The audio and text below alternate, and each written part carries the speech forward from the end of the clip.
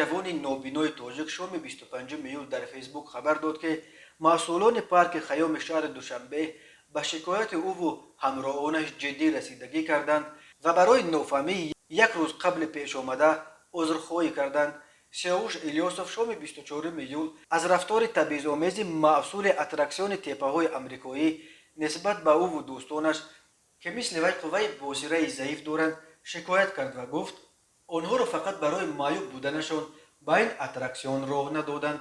آیین حادثه‌ای که شام 24 ایول در باغ فراغتی با ما نابینایان شده گذشت گفتنیم که بعد یک چند لحظه پخش زنده ویدیوی من در همین صفحه فیسبوکیم مسئولین ما را واخوردند و مسئله را جدی دیده برآمدیم. نفری که با ما دغلانه رفتار کرد و ما را به تپه آمریکایی راه نداد آمده از ما عذرخواهی کرد. مسئولین باغ نیز همچنین در این حالت با احترام از ما پشتیبانی کرده فراغت را برای معیوبان به طور رایگان تصدیق کردند.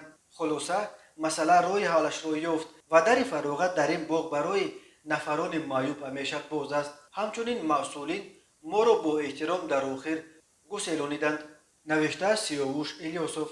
او از همه آنهایی که از او و معیوبان دیگر پشتیبانی کرد اظهار سپاس کرده نوشته است که بعد حل شدن مشکل پیش آمده او ویدیو را از صحیفه‌اش پاک کرده است و از دیگر ژورنالیستان و بلاگرها نیز خواهش میکند که بهتر میشد اگر ویدیوهای مربوط به این قضیه را از کانال‌ها و گروه‌هایشان بردارند.